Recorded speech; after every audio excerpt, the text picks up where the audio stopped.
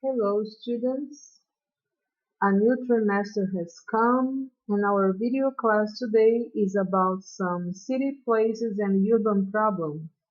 We will also learn some rules, behavior, customs in a country, and how to use some modal verbs, expressing ideas like advice, expectation, obligation, prohibition. This is teacher Enghish. So let's start.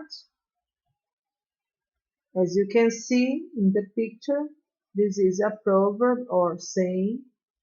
And what does that mean? Let's check. When in Rome, do as the Romans do.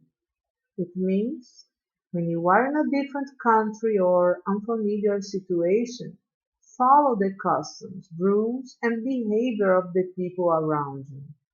Another proverb similar to that one here in Brazil is dance according to the music. Other saying is from Portuguese language from Portugal, that is,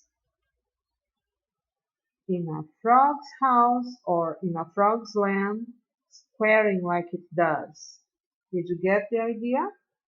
So when we visit a place we don't know the customs, rules, regulations, we need to pay attention to everything, every single detail, and learn the customs by observing how people behave. So dance according to the music, right?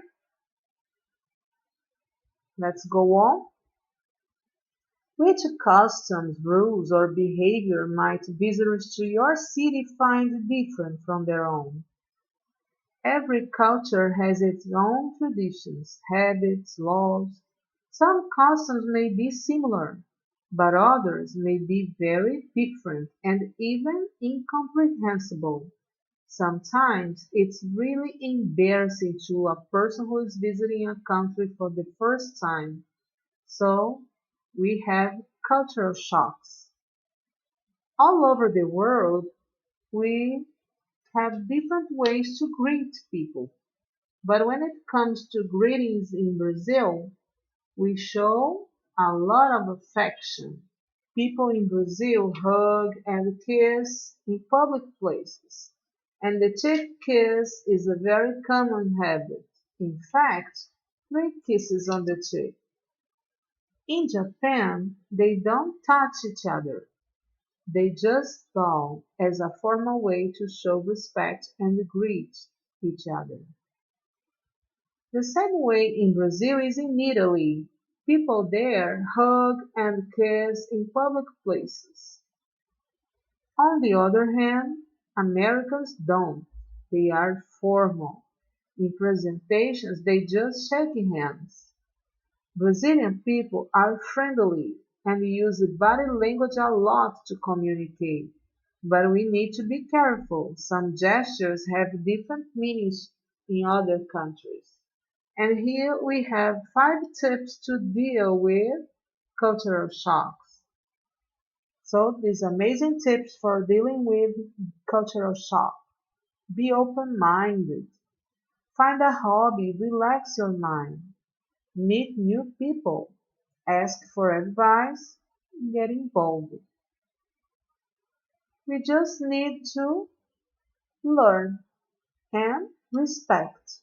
When we learn a language, we learn the culture together. So just observe, respect, and try to figure out, to understand how people behave.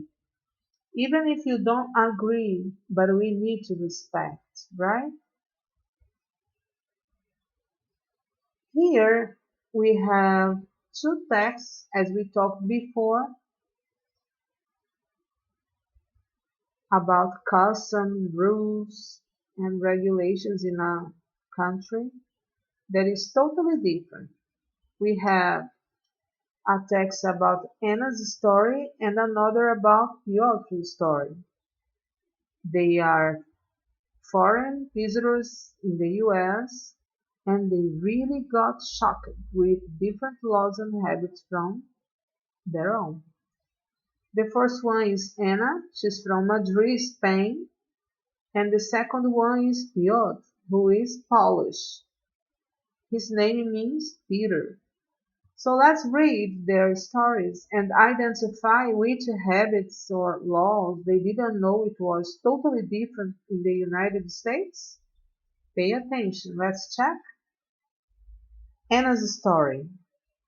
My boyfriend Raul and I were on vacation in New York last year, and the first evening we were there, we went out for dinner at a nice restaurant down by the harbor. The meal was delicious, and I wanted to leave a generous tip.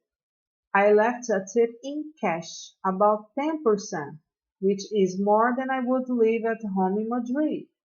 But I was shocked when the waiter told me it wasn't enough.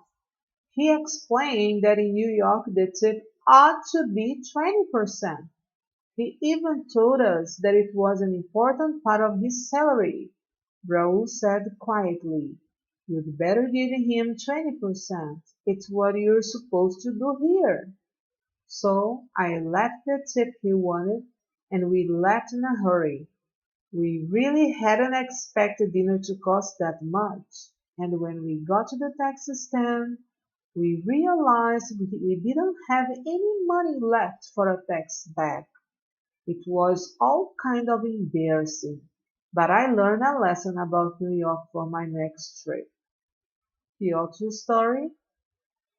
I was on a business trip in the Washington, D.C. area and was staying at a hotel in a fairly central business district. I arrived one rainy Monday morning. The sky was dark gray. I wondered if it was smog, and I was just about to cross the street to get to the hotel when a man in a suit said, "You can't cross here." I ignored him. It didn't seem dangerous. In fact, the traffic was moving slowly because of the congestion. But just as I stepped off the sidewalk, he suddenly yelled, "Sir, stop! You're not allowed to cross here." Imagine my surprise when he pulled out his police badge.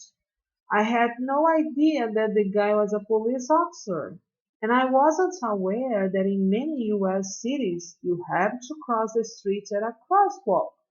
Jaywalking is forbidden. The officer gave me an $80 fine, which I was really annoyed about, as a colleague told me later that these rules are rarely enforced. Not a great start to my week. Did you identify the customs and the rules that they got shocked about? Let's check. So, in Anna's story, we can see that in New York the tip ought to be 20%. So, is it the same in Brazil or different?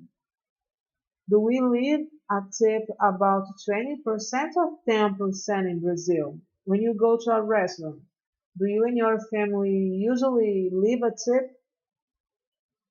Well, in my opinion, most of Brazilian people just do that when they are obligated, right?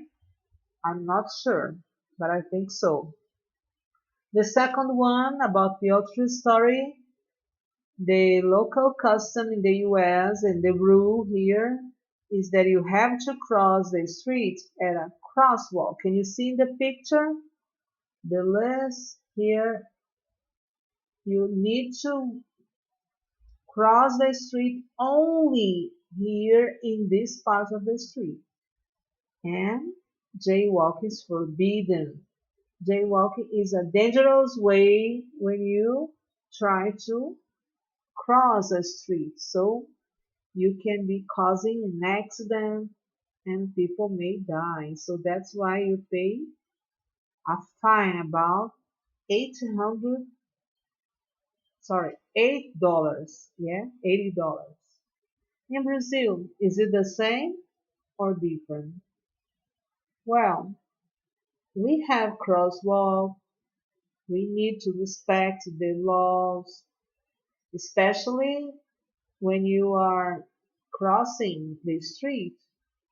Not to cause an accident, you need to pay attention and observe to both sides. But we don't pay a fine about the same way that they do there in the USA, right? So I think it's different. Let's go ahead. And talking about places and problems in a city, you're going to identify the words that appear in these texts, right? Which problems affect a city here in the text? Remember? And what about the places that they mention here? Let's check. The first one about Anna's story is the restaurant. The second one, harbor. Then we have a taxi stand.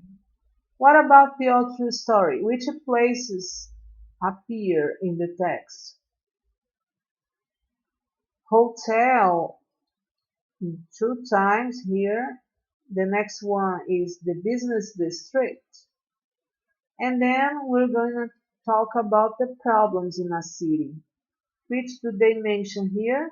The first one was smog. Remember he said here the sky was dark gray and maybe caused by the smog. In São Paulo, it's really common to start the day with smog, really full of pollution. What about the next one? Congestion. So, traffic congestion is a very common problem in a city, right? Do we have the same here in Brazil? Especially in the big cities, right? Going on, let's practice a little. Which places can you identify here? In number one, remember which place do you say that you go there to eat a meal? And which one do you keep boats and ships? Or sometimes you get on a boat to travel? Number three, a place where you can get a taxi. And four, a commercial area in a city. Which are they?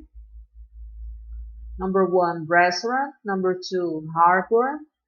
Number three, taxi stand. And number four, business district. What about the city problems? Remember them? Which problem was in the text about the weather condition that affects the city?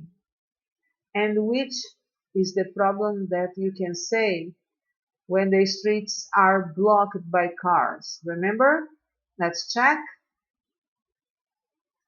Smog, number one, and number two, congestion or traffic congestion, right? So, when we check places here, remember we have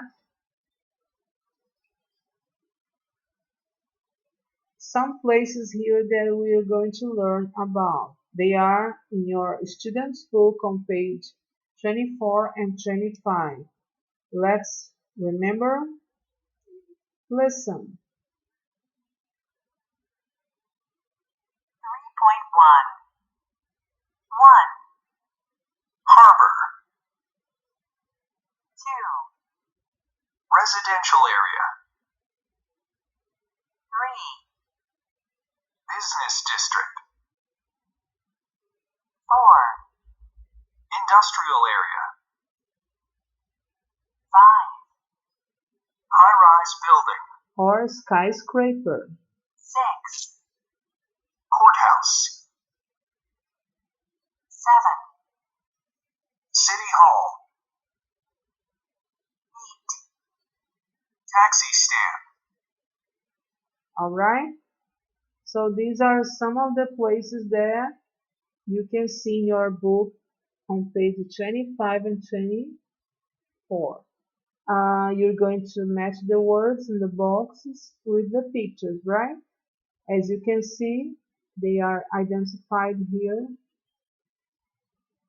Just to mention here, the City Hall is the building that people work about the town. The name of the person who is the leader of the City Hall is the mayor. Here in Manaus, the mayor is Arthur Neto in the moment, right? So he works in the City Hall building. The courthouse number 6 is the place that you go there to resolve some situations in the justice, right? Let's go ahead. We have now talking about urban problems. Let's remember and learn. 9. Waste disposal. 10. Traffic congestion. 11. Smog. 12. Vandalism. 13. Homelessness. 14. Lack of parking. 15. Overcrowding. 16. Poverty. All right. Do we have problems like this in Brazil? Can you identify which ones are the most common? Remember that at AVA you have 2 exercises and you need to hand in due June 15, right? Yeah, next Monday. It's the deadline for that. Don't forget, it's part of your AP, right? And pay attention to this. Which problems, in your opinion, can we see a lot in Manaus? Do we have problems with trash, waste disposal? What about a lot of cars blocking the way as a traffic congestion? Is there a lot of air pollution in Manaus? As you can see in big cities, smog all over the city. What about vandalism? Can you see people committing crimes and destroying buildings easily? Well, number 13, it's an urban problem that is all over the world, right? You can identify it. Homelessness. It's really sad to see this. Number 14, it's the place that you park your car, and most of the time downtown is a very terrible problem about the cities, especially the big cities, lack of parking, as well as overcrowding. The population is too big, and you can see that when you go to school in the morning by bus and you see the buses crowded, remember? And number 16, lack of money, poverty. As you can see with our coronavirus pandemic time, we can see many people in financial problems, right? So the poverty in Brazil has increased a lot, unfortunately. Let's go ahead. Let's practice a little bit more. Here, you're going to identify the local customs here, and of course, you're going to complete with the places and some problems, right, in the city. Let's check. A group of 100 people protested in front of this evening and demanded to speak to the mayor. Remember the place that you speak to the mayor? Number 1. The city was planning to tear down over 20 houses in one of the city's oldest. Number 2. And build a 70-story instead. The event was peaceful with no signs of violence or. So do you remember the vocabulary we learned? Try to complete the sentences here from numbers 1 to 4. The second part of the text is, A recent survey has shown that workers in the city's downtown think is the number one problem, as they are shocked by the number of people living on the streets.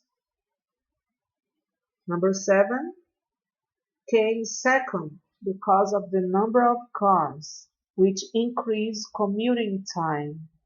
Number 8 and was third, as it often takes over half an hour to find a space. So, did you recognize which words best fit here? The spaces. Let's check. Number 1,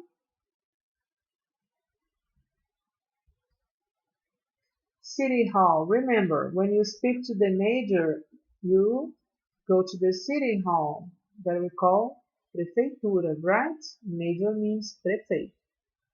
Number 2 is the residential areas. Here, the city was planning to tear down. To tear down means to demolish, to destroy, demolir, right? 20 houses in the oldest residential area in the city and build what? Number 3, a 70-story high-rise building or skyscraper. When I say 70-story, this is an adjective. That's why it is not in the plural, stories. And the story here means the same as floor. If I have a house with 2 floors, I have a 2-floor house.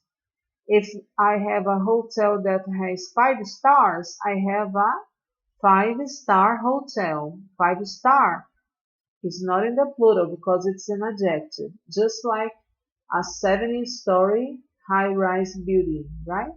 So they wanted to destroy the 20 houses and build a skyscraper, a high-rise building instead. The event was peaceful with no signs of violence or vandalism. And number 5, what is the survey has shown that works in the city's downtown business district think homelessness is the number one problem. Do you agree? Can you say that the number one problem all over the world is about people who live on the streets that don't have conditions to sleep well, they don't have any kind of food? That's really shocking, eh? What about number 7? What came second? The traffic congestion. We can say because of number of cars, which increase commuting time. What is commuting time? Remember, it's the moment that everyone goes to work or when people go back to their houses, right? It's that we call a time that everyone leaves the house to go to school, to go to work together, right? This is the commuting time. Or in Brazil we say the rush hour, yeah? And number 8, we have the lack of parking. It was the third, as it often takes over half an hour to find a space. I think that at Christmas time, this is a really serious problem in shopping centers, right? People don't find a parking spot, right? Going ahead, which function in the text we can say that express advice, expectation, prohibition, obligation? Let's check. Take a look at Anna's story again. Now you're going to read the underlined sentence. Can you see? Number 1, he explained that in New York the tip ought to be 20%. Number 2, you'd better give him 20%. Number 3, it's what you're supposed to do here. Number 4, in Piotr's story, you're not allowed to cross here. And number 5, you have to cross the street at a crosswalk. So take a look at these underlined verbs. We have ought to, you'd better, that is the contraction of had better. You're supposed to, you're not allowed to, and have to. Which of these sentences here express advice? What is advice?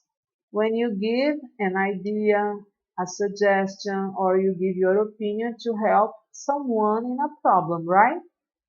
Expectation. You're talking about something that you think it is right. A prohibition, you say the person can't do that. The person does not have any permission to do that. An obligation, it's the opposite. You have to do that, right? So let's check. Number 1 and number 2 sentences, the verbs ought to and had better we use to talk about advice. In number 3, the verb to be supposed to shows expectation. So you are supposed to do that. You are expected to do that, right? In number 4, you are talking about prohibition. You're not allowed to. You don't have the permission to do that. It's prohibited. It's forbidden. Remember?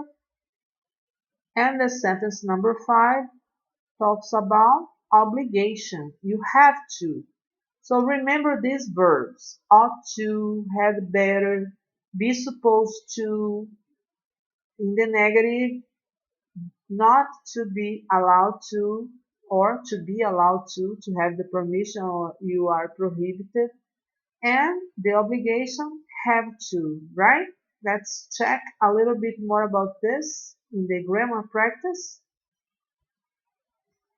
When we talk about advice, expectation, obligation, remember to use these verbs. For advice, you can use should, ought to, I would, if I were you, talking about a suggestion, talking about advice.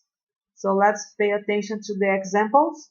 You should take a pill for your headache, or you ought to take a pill for your headache. Another way to say, I'd take a pill if I were you. You see how to express advice using the modal verbs should, ought to, and would. What about a strong advice, like a warning? You'd better buy your plane ticket right away. You'd better not make noise. Here we are using the verb, the modal verb had better. The expression had better means it would be better if. Example, it would be better if you studied in the morning. You see? Or you can say, you'd better study in the morning. Alright? So when you want to express more than a simple advice, you say had better. In the negative, had better not. You are warning the person. It's like an alert, right? And expectation. We use the verb to be supposed to. Example, you're supposed to leave the waiter a tip. So you are expected to do that. They have the custom to do that. All right? A personal obligation. We use should and ought to. Example, I should visit my grandparents this weekend, or I ought to visit my grandparents this weekend. If it is an external obligation or rules, regulations, we use the verb can, have to, must, be allowed to, or in the negative, that you don't have the permission. Pay attention to the examples. You can park over there. You can't cross the street here. You have to cross at the crosswalk. Or using must, that is more intense, You must cross at the crosswalk. Another way to express the obligation is you're allowed to vote at the age of 18, so you have the obligation to do that. You are permitted to do that, to follow the rule, right? In the negative, just place not after the verb to be. You're not allowed to turn left here. It is a prohibition. All right? Pay attention here. Look, we can use prohibited or forbidden to talk about rules in more formal or written English. Example, driving while you're using your cell phone is strictly prohibited or forbidden. Did you understand? Let's go ahead. Advice. We use should or ought to give advice or make a suggestion. Let's remember.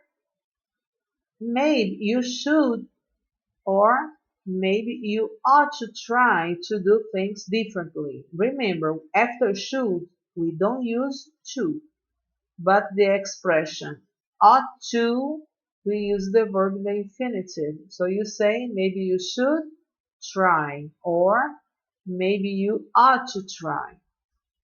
In the negative, you shouldn't expect to succeed instantly. It will take a lot of effort. We also use would and wouldn't to give advice. The words if I were you are often implied. Example, I would stay somewhere else if I were you. The service at this hotel is pretty bad. So remember, to express advice, we use should, ought to, and we also use would for the negative, wouldn't to give advice, right? What about a strong advice? Remember the warning? We use had better. In the negative, had better not. To express a strong piece of advice or a warning. Had better is followed by the basic form of the verb. Examples. You'd better drive slowly tonight. The roads are very icy. They'd better not play their music again tonight. I'll call the police. In the first person, we can use had better to express a strong obligation. Example, I'd better renew my passport or I won't be able to travel. You see, it's a very strong advice. It's a very strong warning, right? So remember, many people get confused about the contraction of you'd better, they'd better, I'd better. They think it's the contraction of you would, they would, I would, but it's not. It's the contraction of had better. So you'd better is contraction of you had better. Remember that. If I say you'd better drive, it's the same way to say it would be better to drive. Remember that difference, right? What about expectation? We use be supposed to express something that we expect to do, but don't always do. In a negative sentence, not goes after a form of be. Examples? Positive. You're supposed to wait. Negative. You're not supposed to be here. Okay?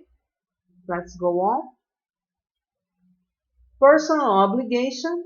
We use should or ought to express a personal obligation. Example, I really should tell them I'm taking the trip with you. Using ought to, I really ought to tell them I'm taking the trip with you, right? Remember, personal obligation. We use should or ought to. What about external obligation? About rules, regulations, what can we use to express this permission? We use can to express the permission or talk about rules.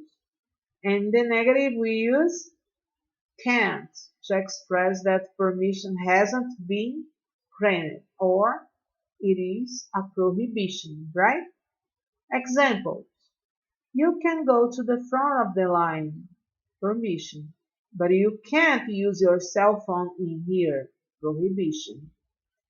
We can also use be allowed to express permission. The negative expresses that permission hasn't been granted and is a little more formal than can't. Examples: you're not allowed to drive on the right in the UK, or you can't drive on the right in the UK. Remember? We use have to express external obligation and don't have to where no obligation is present. In American English, we use must only for very strong obligation or rules. Remember that it's very intense when we use must. Pay attention to the examples. Here, observe the difference using have to and must. Which one is more intense? Which one is stronger? You have to pay by tomorrow, but you don't have to pay the full amount. All passengers have to board through the door on the right, or using must. All passengers must board through the door on the right. Look, we can use prohibited or forbidden to talk about rules in more formal or written English. Example: taking photos in this exhibit is strictly prohibited or is strictly forbidden. Did you get it? Let's practice more. Attention! What are these signs about? You can't smoke. Remember? Prohibition. You don't have permission to smoke here, right? Another. Stop. You have to stop. Have to, remember? You talk about obligation. Let's check. Can and have to are called modal verbs. Can't means something is not permitted or something is permitted. And have to means something is optional or something is obligatory. Let's check. Can't means prohibition, not permitted, not allowed. And have to, obligation. You see? Let's go on. Study and learn. Can't means something that isn't permitted. Have to means something that is obligatory. Examples here about other modal verbs with different meanings. Should and shouldn't. What do we use them about? Something that is advisable or not. So, for advice, remember, and don't have to. It is something that it's not necessary. Remember, have to, obligation. Don't have to, not necessary, right? Pay attention to this. Modal verbs. What are they? Modal verbs can be used in rules and regulations. So, we can express different ideas. But in Unit 3, we are emphasizing the use of modal verbs for rules and regulations, right? They're always followed by verbs in the basic form, by the infinitive. Sometimes some modal verbs are necessary to use. To, remember, have to, ought to, but other modal verbs you don't need, like should. You should go, alright? They are used in the same form with all subjects. Remember, we use had better for all the persons. I'd better, you'd better, he'd better, they'd better, I should, you should. We use the same form with all the persons, right? Let's check. Modal verbs in affirmative and negative. Positive. You say subject, modal verb, the basic form of the verb in the infinitive, and the complement. So we have, I can watch TV now. You can, he can, she can, it can, we can, you can, and they can watch TV now. Affirmative using should. Remember? Subject, modal verb should, plus the basic form of the verb. So I say, I should rest now. You should, he should, she should, it should.